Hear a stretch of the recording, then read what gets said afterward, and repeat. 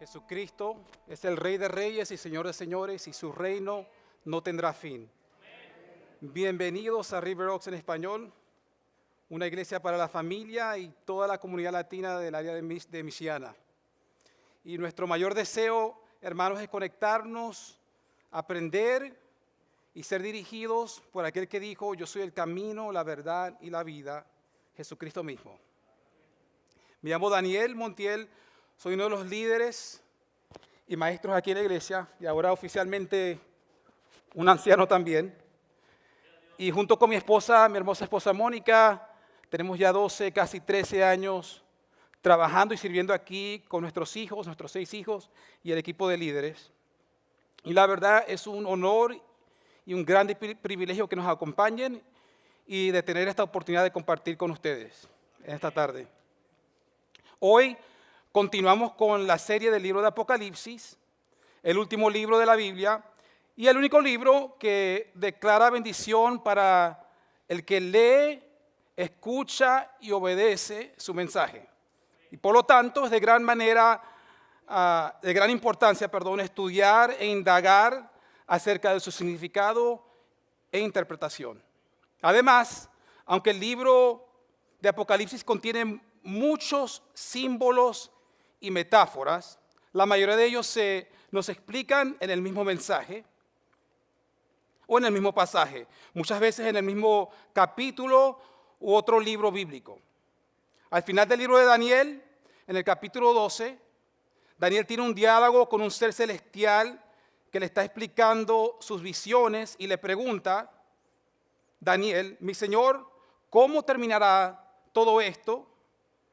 Y el ángel celestial le dice: vete ya, Daniel, porque lo que he dicho se mantendrá en secreto y sellado hasta el tiempo del fin. Se escucha mejor ahora la voz, ¿no? Era el micrófono que no lo había. Dice: mediante estas pruebas, dice este ángel, muchos serán purificados, limpiados y refinados. Sin embargo, los perversos seguirán en su perversidad y ninguno de ellos entenderá. Solo los sabios comprenderán lo que significa. Y yo creo que estamos en el tiempo para poder comprender muchas de las cosas que el profeta Daniel y los otros profetas de la antigüedad no pudieron entender. Aunque no todas las cosas, pero sí muchas. Los acontecimientos de las profecías casi nunca se pueden entender completamente hasta que suceden. Pero estamos en un tiempo en que podemos con facilidad leer y entender los acontecimientos del pasado para mejor descifrar las profecías por cumplirse. Hoy leeremos y veremos a fondo el capítulo 13, usando otros capítulos auxiliares como el 12 y el 17, con el intento de interpretar las bestias del capítulo 13. En el caso de este capítulo hay diferentes pasajes a través de la Biblia que nos ayudan, especialmente el libro de Daniel. Y como el pastor Luis mencionó la semana pasada, el libro de Apocalipsis consiste en grupos de visiones que pueden compararse a diferentes aplicaciones de un teléfono o a las diferentes ventanas de un navegador del internet. Son diferentes ventanas o visiones que nos muestran el rompecabezas completo y la imagen panorámica de lo que ha ocurrido en la historia, lo que está ocurriendo ahora y lo que ocurrirá en el fin de los tiempos antes de la segunda venida de Jesucristo.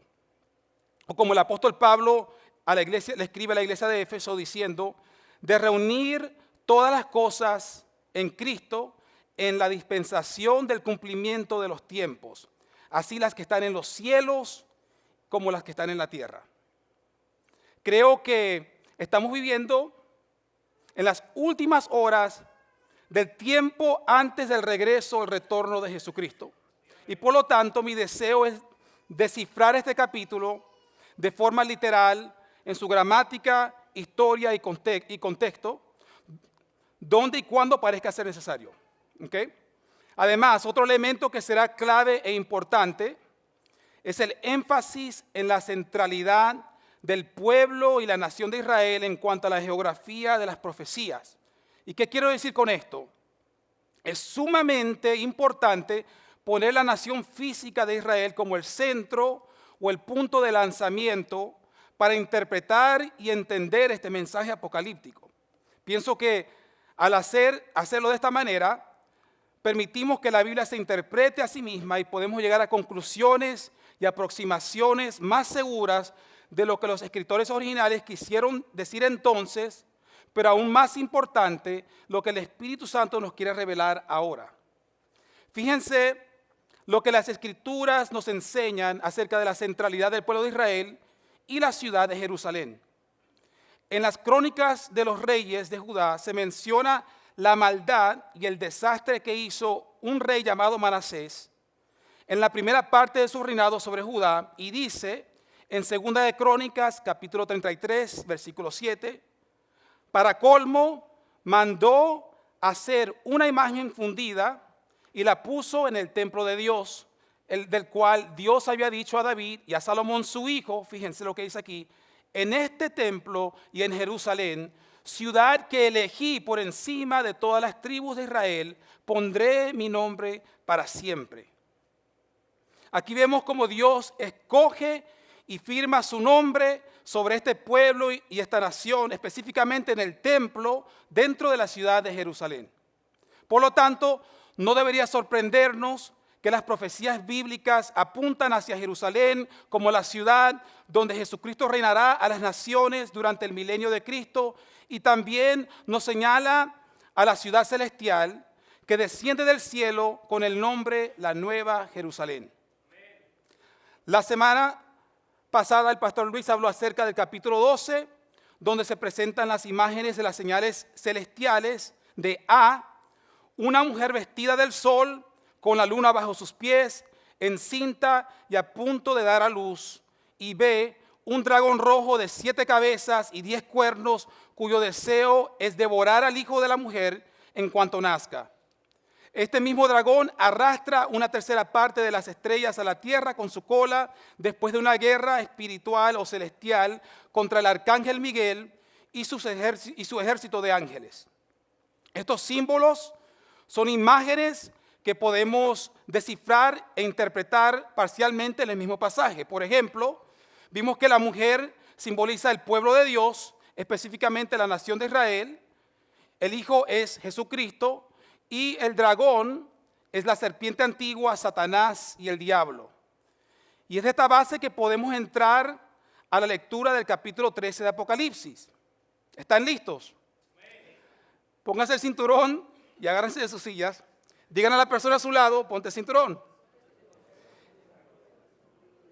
Ok, están agarrados, ya se pusieron el cinturón, perfecto. El capítulo 13 de Apocalipsis contiene 3 antagonistas principales: la bestia que sube del mar, la otra bestia que sube de la tierra y la imagen de la bestia del mar. Repitan conmigo primero: la bestia número 1 sube del mar, la bestia número 2 sube de la tierra y la imagen de la bestia número 1. Por esta razón nos enfocaremos en estos 3 personajes. Y en la primera parte de esta enseñanza me enfocaré en explicar la primera bestia con 4 observaciones. Y en la segunda parte mi enfoque será en la segunda bestia y la imagen de la primera bestia, usando 2 observaciones, ya que estos se presentan como un paquete. Entonces, parte 1, el origen y las características de la primera bestia, y vamos a empezar leyendo en Apocalipsis capítulo 13, versículos 1 al 4, que dice: y el dragón se detuvo a la orilla del mar. Entonces vi que del mar subía una bestia que tenía 7 cabezas y 10 cuernos. En cada cuerno llevaba una diadema y en cada cabeza tenía un nombre blasfemo. La bestia que vi parecía un leopardo, sus patas parecían las de un oso y sus fauces o su boca era como de león. El dragón cedió a la bestia su poder y su trono y gran autoridad. Vi que una de las cabezas de la bestia parecía estar herida de muerte, pero la herida mortal sanó. Todo el mundo se maravilló de este milagro y dio lealtad a la bestia. Adoraron al dragón por haberle dado semejante poder a la bestia y también adoraron a la bestia. ¿Quién es tan grande como la bestia?, exclamaban. ¿Quién puede luchar contra ella? Y seguimos leyendo ahora en Apocalipsis capítulo 13, los siguientes versículos 5 al 10, que dice: a la bestia se le permitió decir grandes blasfemias contra Dios y se le dio autoridad para hacer todo lo que quisiera durante 42 meses. Y abrió la boca con terribles blasfemias contra Dios, maldiciendo su nombre y su habitación, es decir, a los que habitan en el cielo. Además, se le permitió a la bestia hacer guerra contra el pueblo santo de Dios y conquistarlo. Y se le dio autoridad para gobernar sobre todo pueblo y toda tribu, lengua y nación. Y adoraron a la bestia todos los que pertenecen a este mundo, aquellos cuyos nombres no estaban escritos en el libro de la vida que pertenece al Cordero, que fue sacrificado antes de la creación del mundo. El que tenga oídos para oír, que escuche y entienda. Todo el que esté destinado a la cárcel será llevado. Todo el que esté destinado a morir a espada, morirá a filo de espada. Hay mucho que decir con solo esta introducción. Intentaré descifrar lo más posible en este corto tiempo en las siguientes 4 observaciones. Primero, ¿de dónde sale la bestia y cuál es su origen? Conocemos el origen del dragón y sus ángeles, ya que fueron expulsados del cielo. El dragón o el diablo se estaciona en la orilla del mar, casi como esperando a esta bestia que sube del mar. En las historias bíblicas vemos el mar como un lugar de caos, peligro, inestabilidad, misterio y lo desconocido. El capítulo 17 nos da un poco más de percepción al significado, al decirnos que las aguas que gobierna la gran prostituta que estaba sentada sobre esta bestia son multitud de pueblos, naciones y lenguas. Pero también nombra el lugar de donde sale o de donde sube esta bestia. Leamos en Apocalipsis capítulo 17, versículo 8, que dice: la bestia que viste antes vivía, pero ya no. Sin embargo, pronto subirá del abismo sin fondo e irá a la destrucción eterna. Entonces esta bestia sale del mar y sale del abismo sin fondo. Este es el mismo abismo sin fondo de donde sale su ángel gobernante, Abadón, Apolión, de la quinta trompeta en el capítulo 9. Y es el mismo lugar donde Satanás será encarcelado por 1000 años, justo antes del reinado de Jesucristo. O sea, la bestia ha sido formado de todos los pueblos de la tierra y su inspiración es diabólica del mismo infierno, muy probablemente surgiendo en un tiempo de incertidumbre, caos y oscuridad. Esta bestia representa lo que ha sido, lo que es y lo que será. El apóstol Pablo nos revela que el misterio de la iniquidad o la maldad, la anarquía, seguía en marcha durante su tiempo, pero su revelación final no se daría hasta que lo que le impide sea quitado. Por esta razón también podemos entender los vínculos entrelazados de las imágenes de las 7 cabezas y 10 cuernos del dragón y las 7 cabezas y 10 cuernos de la bestia. Trabajan en conjunto, algo a lo cual el apóstol Pablo se refiere al hablar del mundo espiritual, donde existen principados y potestades en las regiones celestes. Esto también es reiterado por el mensajero celestial que habla con el profeta Daniel, que dice lo siguiente en el Daniel capítulo 10, versículos 20 al 21. ¿Sabes por qué he venido?, respondió él, el mensajero celestial, hablando con Daniel.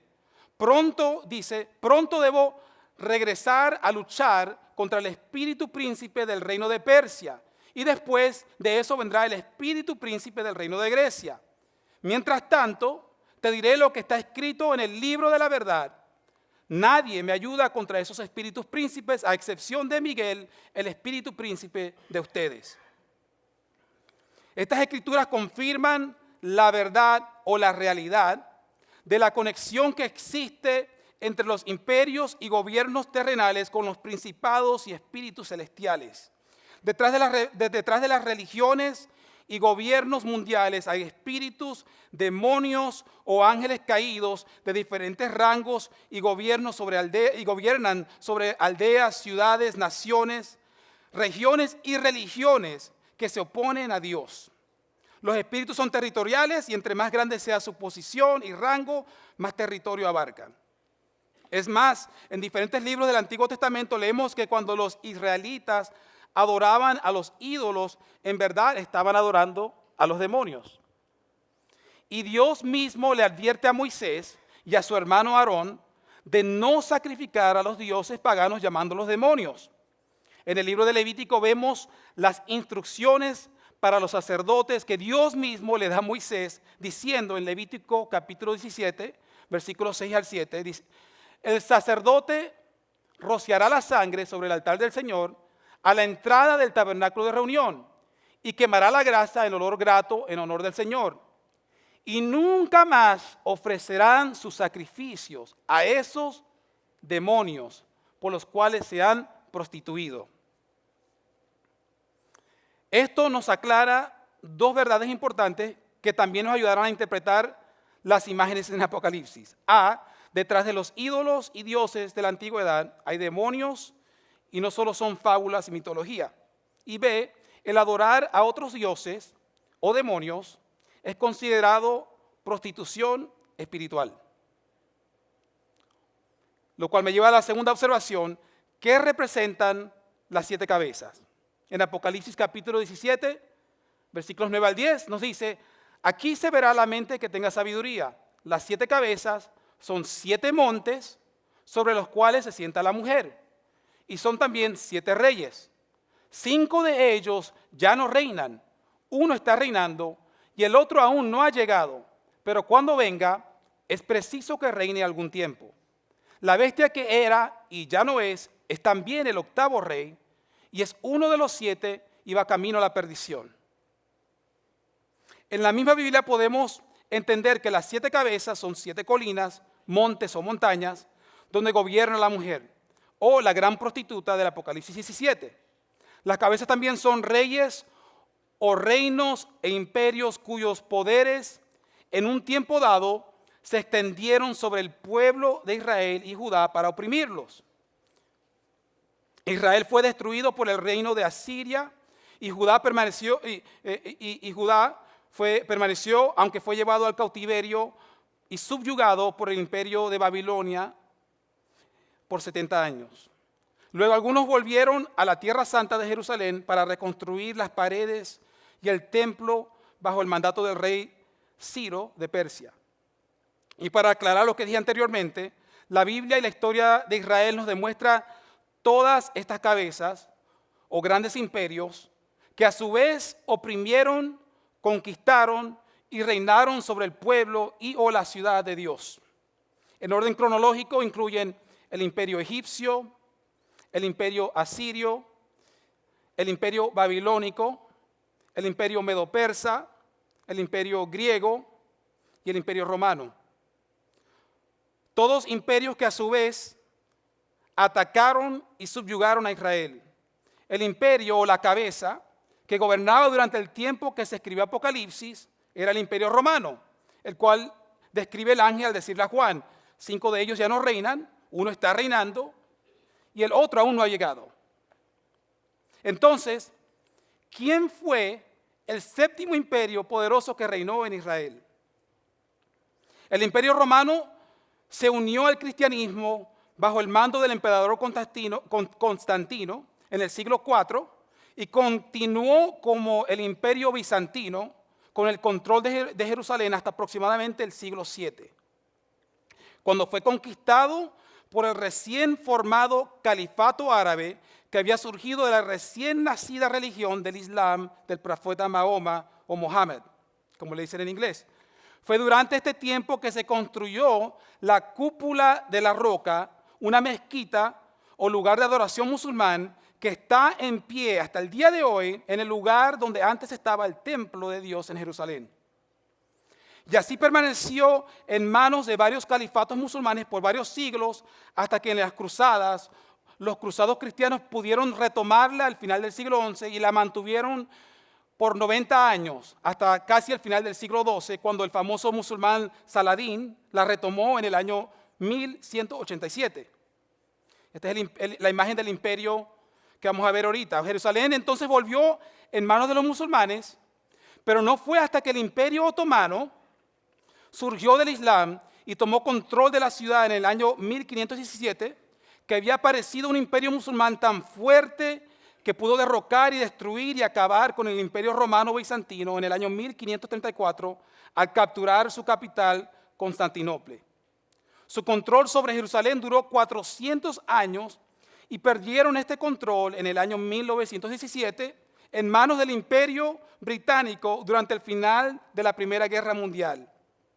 Este imperio otomano fue y es distinto a los otros imperios en que su unidad fue su religión de un Dios, el Islam, y fue el imperio que unificó el Islam de una manera jamás vista y que tuvo una fuerza y alcance que cualquier otro imperio islámico que le antecedió o que haya existido hasta el día de hoy ha podido tener. Basado en esta información histórica, podemos especular que esta séptima cabeza muy probablemente fue y es el imperio otomano islámico, o una combinación de los diferentes califatos islámicos que han dominado la ciudad santa desde el siglo VII.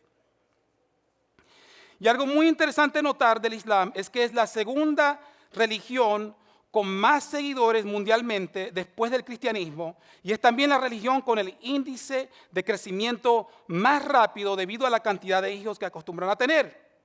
Y por esta razón, en el estudio de grupo de vida, este miércoles pasado, me señalaron a mí como musulmán. Pero esto no puede ser cierto porque el promedio mundial de una familia musulmana es de 6.4 hijos y yo solo tengo 6. Así que caigo corto.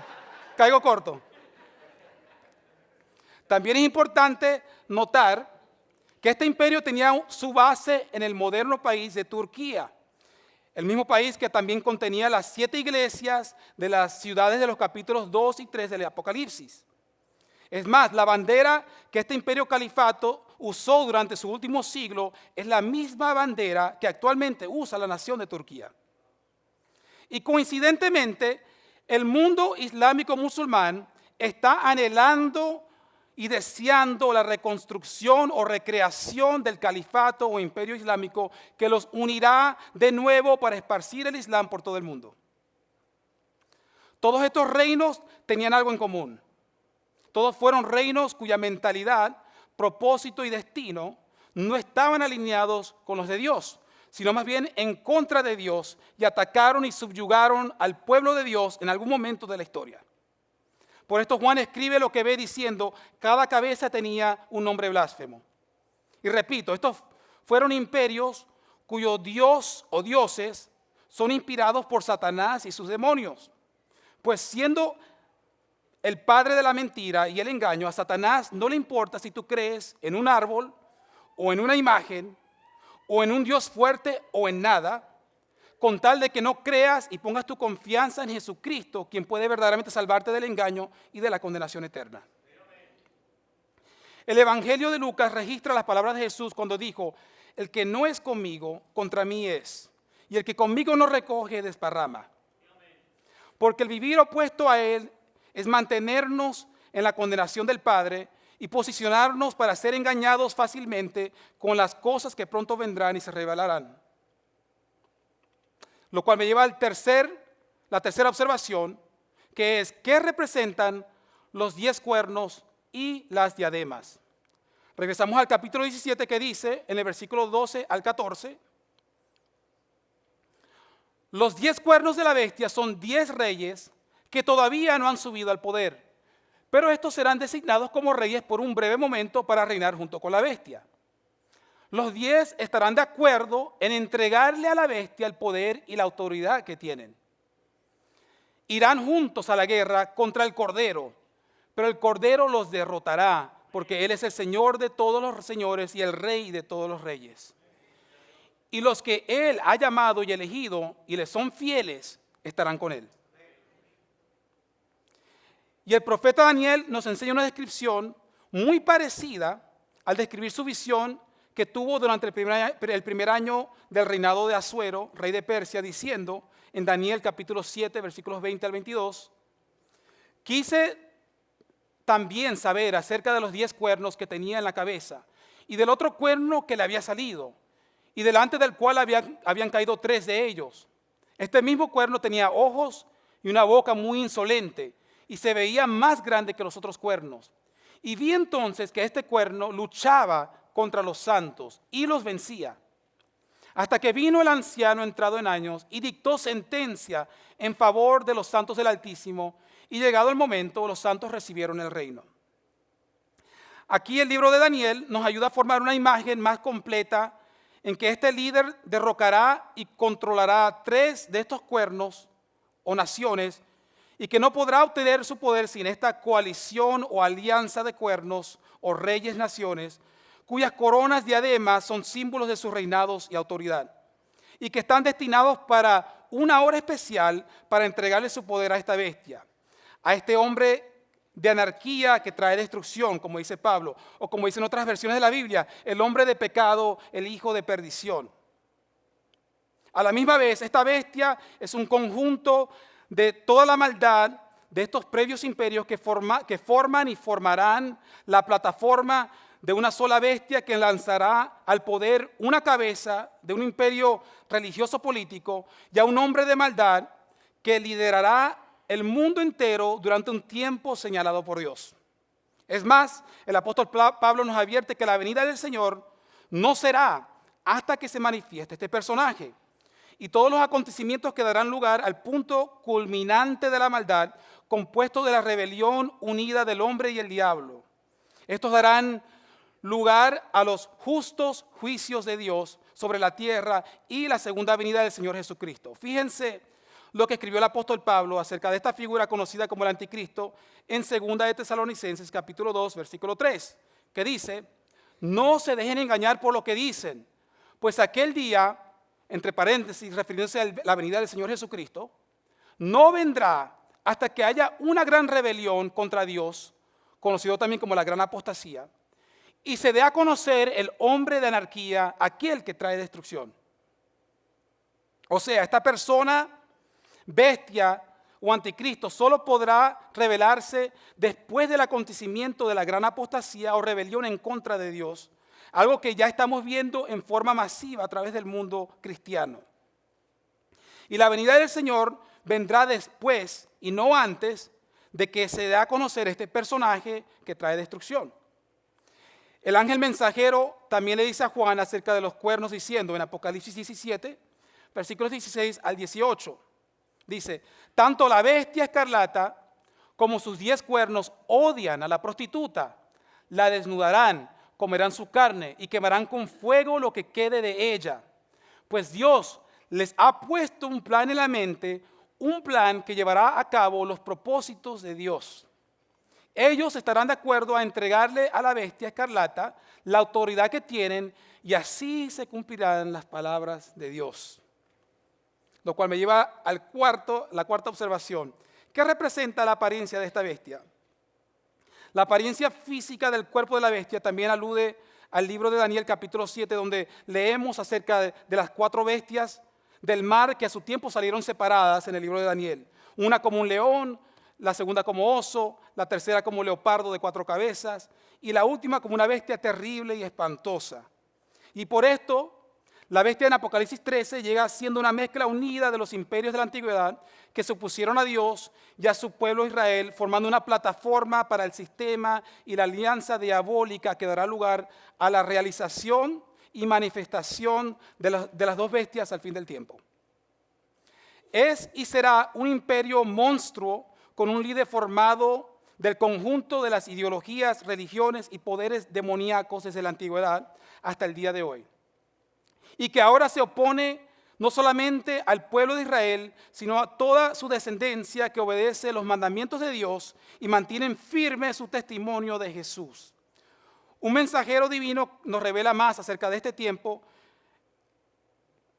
en el libro de Daniel, capítulo 7, versículos 24 a 25, que dice: y los 10 cuernos significan que de aquel reino surgirán 10 reyes, y que después de ellos surgirá otro rey, diferente de los primeros, que derribará a 3 reyes, blasfemará contra el Altísimo y quebrantará a sus santos, y hasta intentará cambiar los tiempos y la ley, pues les serán entregados durante un tiempo y tiempo y tiempos, perdón, y medio tiempo. Un tiempo y tiempos y medio tiempo. Y se le permitirá a esta bestia 42 meses, equivalente a 1260 días, equivalente a 3 años y medio, y finalmente equivalente a un tiempo, tiempos y medio tiempo, lo que significa, para manifestar toda su furia diabólica que arrasará con el pueblo de Dios y gobernará toda lengua, tribu y nación. Será un personaje poseído o dirigido directamente por el diablo, maestro del engaño, que se volverá arrogante, destruyendo a muchos de golpe. Los profetas, los apóstoles y Jesucristo mismo nos advierten que será un tiempo de angustia que jamás se haya visto en la historia humana, justo antes del retorno de Jesús.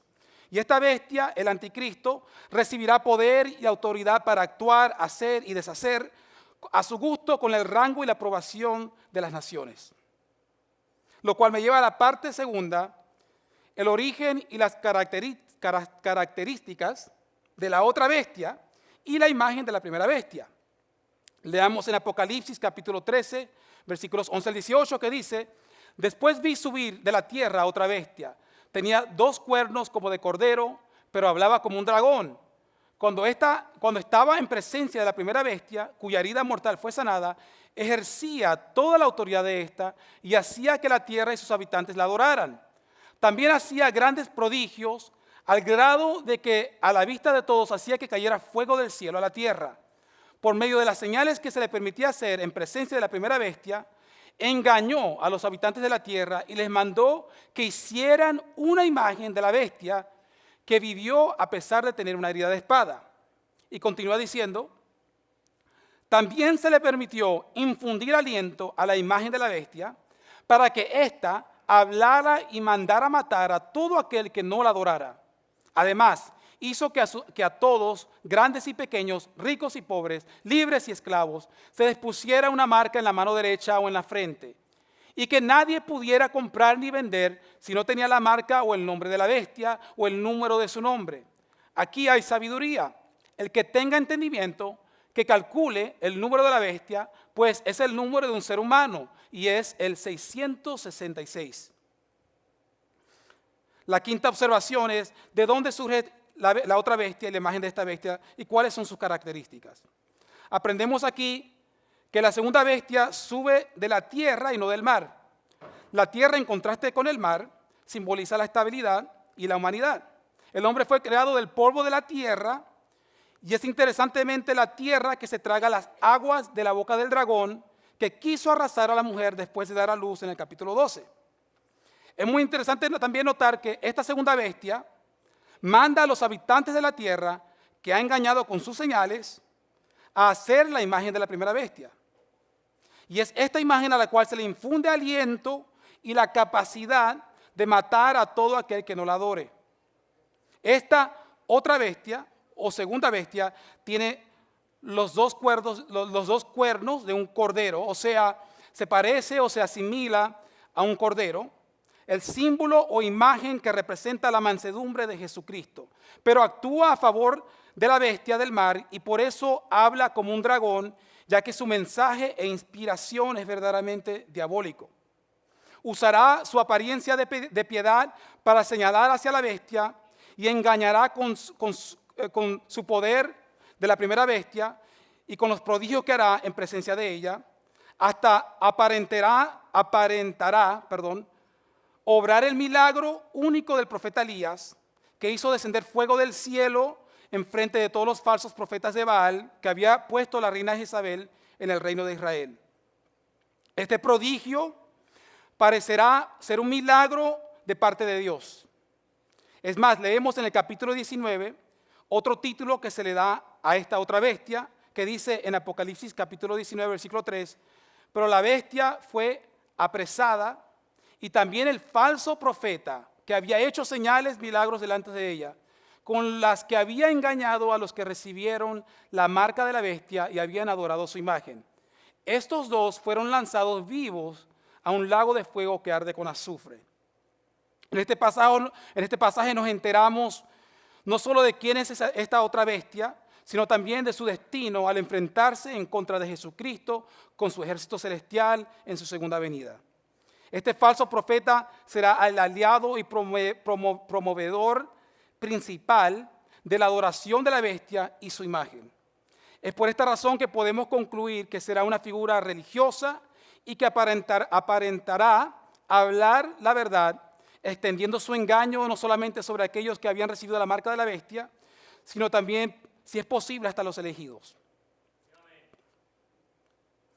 Hermanos, solo hay una cabeza o imperio cuya religión continúa hasta el día de hoy y que cuyo sistema mezcla su religión con su política gubernamental de una forma que entra como un guante, una mano en un guante en las profecías bíblicas.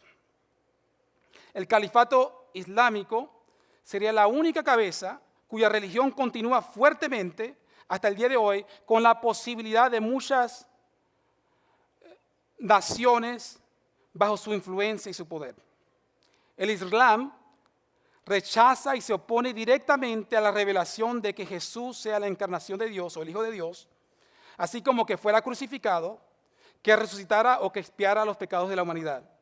En similitud a la segunda bestia, el Islam tiene dos ramas o denominaciones principales que influyen en todo el mundo musulmán: los suníes, que consisten en la mayoría de ellos, y los chiitas, que están basados mayormente en Irán. Y aunque los chiitas componen la minoría, ellos tienden a ser los más problemáticos, buscando acelerar la venida de su figura mesiánica, el Mahdi. El Mahdi es la figura escatológica islámica que, según el Islam, vendrá a la tierra para dirigirla durante algunos años antes del fin del mundo, librándola del mal y restaurando la verdadera religión. Se dice que será un descendiente de Mahoma y que aparecerá poco antes de que el profeta Isa, o a quien le dicen ellos, para ellos es Jesús, el profeta Isa, y liderará a los musulmanes a gobernar todo el mundo. Ambos grupos del Islam tienen esta creencia en un credo conocido como Aqidá por ya casi 1400 años, casi desde su fundación. El mahdismo o la creencia del Mahdi es central en ambas corrientes del Islam, a pesar de las discrepancias respecto a los atributos y el estatus del Mahdi. En cuanto a Jesús o Isa en el Islam, ellos creen que Él vendrá de nuevo para apoyar al Mahdi a esparcir el Islam por toda la tierra y pelear contra su figura anticristo conocida como el Dajjal al final de los tiempos. El Dajjal es una figura que aparece en su libro sagrado del Corán y que será judío y vendrá con 70,000 seguidores judíos haciendo milagros y engañando a toda la tierra, pero el profeta Isa, Jesús, lo matará y acabará con su vida para dar lugar a una era de paz. Aquí hay una imagen que quiero compartir. Fíjense en esta imagen. La ventana se conoce como la ventana 1040. ¿Cuántos han escuchado esta ventana 1040? Okay. Esta ventana rectangular cubre el norte de África, el Medio Oriente y Asia, aproximadamente entre 10 y 40 grados al norte de la latitud. Por eso se llama la ventana 1040. También es conocido como el cinturón de resistencia, que incluye la mayoría de los musulmanes, hindúes y budistas. Al mirar por miles de millas alrededor de la nación de Israel, podemos ver muchos países cuya religión y bandera principal es el Islam. Son las naciones verdes. Y si ven el país blanquito que está en todo el medio, arriba de Islam, ese es Israel. Esta ventana es el hogar de la mayoría de las naciones no evangelizadas y las naciones más resistentes al evangelio. Constituyen una tercera parte del área terrestre de la tierra, pero contienen casi 2/3 de toda la población de la tierra, que actualmente tiene más de 8 billones de personas. En esta ventana hay aproximadamente 5.25 billones de personas, de los cuales aproximadamente 3.25 billones de ellos no han sido alcanzados por el evangelio, y mayormente por la resistencia y la hostilidad en contra del evangelio de parte de sus gobiernos. Y consecuentemente, es en estas naciones donde ocurre la mayor parte de la persecución en contra de los cristianos. De los 50 países donde existe la mayor persecución en contra de los cristianos, 34 son musulmanes. De los 10 países principales de la mayor persecución en contra de los cristianos, 6 tienen el Islam como su religión oficial: Afganistán, Somalia, Libia, Pakistán, Yemen e Irán. Y otras 2 están divididos entre los cristianos y los musulmanes, Nigeria y Eritrea. Corea del Norte tiene la religión del comunismo con la adoración de su líder, mientras que la India es el lugar donde se adoran millones de dioses. Ahora quiero poner la segunda imagen de la ventana 1040. Este mapa demuestra en amarillo, se fijan en amarillo, los marqué, son las 10 naciones que contienen la mayor persecución actual en contra de los cristianos. Los países con un círculo rojo, uno tuvo que ponerlo arriba porque está fuera de la ventana 1040, el país de Rusia. Estos países con el círculo rojo son los países actuales de las naciones antiguas mencionadas en el libro de Ezequiel 38 y 39, donde se menciona una alianza de 6 reinos que formarán parte de la alianza del anticristo al final de los tiempos. Interesantemente, la nación moderna de Turquía compone 2 de los antiguos reinos mencionados por el profeta Ezequiel, Gomer y todas sus tropas y la gente de Togarma. Solo el Islam, la religión y sus escritos sagrados, está posicionada y formada a la medida única para cumplir aquello de lo cual los profetas estaban hablando, sea geográficamente y teológicamente, como también en su antisemitismo, su odio en contra de los judíos y en contra del cristianismo. Por consecuencia, la religión islámica está entrenada y preparada para hacer guerra contra cualquier figura, sea humana o sobrenatural, que aparezca a hacer guerra contra ellos. Lo cual me lleva a mi último punto, el sexto. ¿Cuál es el significado de la imagen de la bestia y su número? La imagen tendrá la capacidad de matar a quien no adora a la bestia. Esta descripción siempre había sido y es un gran misterio en cuanto a su interpretación, ya que el apóstol Juan parece explicar cosas jamás vistas e inexplicables en su tiempo, y es una descripción única en la Biblia, ya que no tiene otras descripciones en los otros capítulos ni pasajes de la Biblia.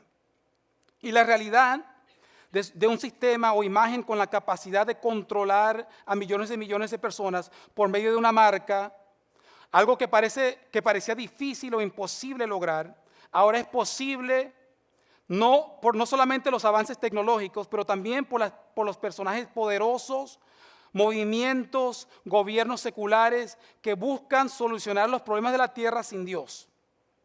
De esta manera, facilitando y preparando el camino para el anticristo al tratar de unificar a las naciones por medio de la globalización, de los institutos médicos, educacionales, monetarios, gubernamentales y hasta las religiones. El 666 es un símbolo de la Trinidad humana y diabólica que se opone al camino de Dios. Y es la marca que condenará eternamente a aquellos que den su lealtad absoluta a este imperio y personaje que aparentará ser divino y proclamará ser Dios, en lugar de y opuesto a el verdadero Dios. Por esta razón ahora podemos especular con mucha más facilidad la posibilidad de su realización, ya que estos avances tecnológicos modernos como el Internet, los satélites y otros avances más modernos como los microchips de información, el dinero digital y la inteligencia artificial. Lo que antes no tenía sentido, ahora puede verse como una realidad no muy lejana. Los empujes de la tecnología y los movimientos que buscan unir más y más a las naciones bajo el pretexto de crear un mundo más seguro y equitativo, ahora forman y aceleran el movimiento de las partes del rompecabezas de la escatología bíblica. En particular, el fenómeno de este año 2023 ha sido el avance increíblemente rápido de la inteligencia artificial, conocida en inglés como AI o en español IA. Cuando se trata de los avances del IA, la inteligencia artificial y sus ramificaciones en todas las sociedades del mundo, los expertos ahora dicen que solo estamos a 2, máximo 5 años de las cosas que originalmente pensaban que estaban a 20 o 50 años en el futuro. Lo que parecía ser imposible solo unos 2 años atrás, ahora no parece tan imposible. La inteligencia general del IA se había pronosticado para el 2030, pero ahora se pronostica que estará aquí en solo 2 años y medio. Y no me refiero a Siri o a Alexa, pero a una inteligencia artificial muy diferente y muy capaz en aspectos que jamás nos hubiésemos imaginado. lo están llamando un colapso total de la realidad dentro de los próximos 3 años. El IA tiene ahora la capacidad de estar consciente de sí mismo y de aprender cosas que los creadores no se esperaban ni se imaginaban, como inventar y mejorar nuevas inteligencias artificiales y crear y escribir música, historias y planes avanzados, como también descifrar cosas complejas que tardarían años para una persona hacer, como la composición de millones de las proteínas complejas en solo minutos.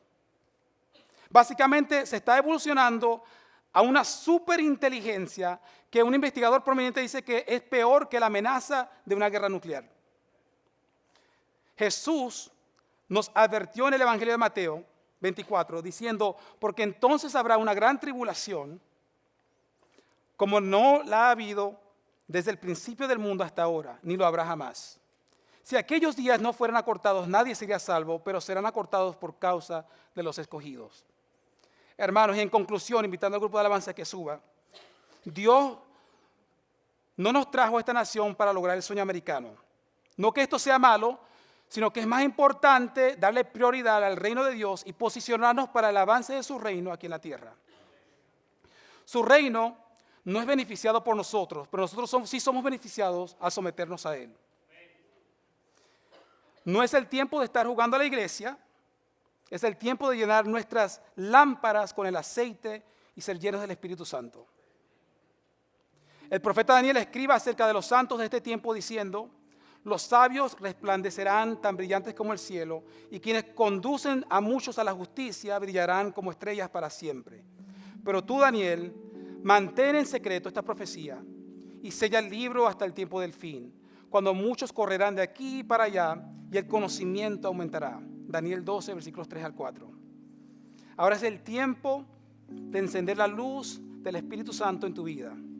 Ama al Señor de todo corazón, con todas tus fuerzas y con toda tu mente, para así llevar a cabo la obra del reino de Dios. Y como el pueblo de Dios hemos sido llamados a perseverar, viviendo en santidad, apartados del mal para hacer el bien, gobernando a nuestros hogares bajo la dirección de su palabra y de su Espíritu Santo, amando y sirviendo a otros con un verdadero amor, no fingido, y buscar vencer el mal con el bien, y continuamente adorando a Dios.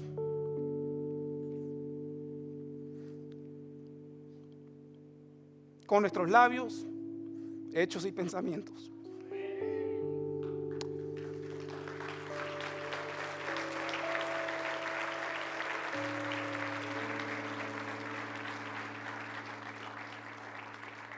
Vamos a orar.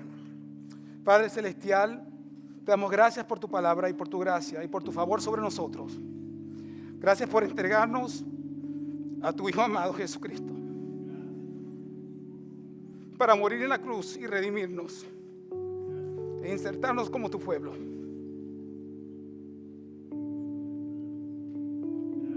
Te damos gracias, Señor, porque tú eres el pan de vida, la luz del mundo, la puerta al cielo, el buen pastor, la resurrección y la vida, el camino, la verdad y la vida. Y eres la viña que ha abierto el camino para todos. Bendice y guarda a tu pueblo y no permitas que entremos ni caigamos en la tentación, ni tampoco nos engañas ni las artimañas de Satanás, porque tuya es la honra, la gloria y el poder para siempre. Amén.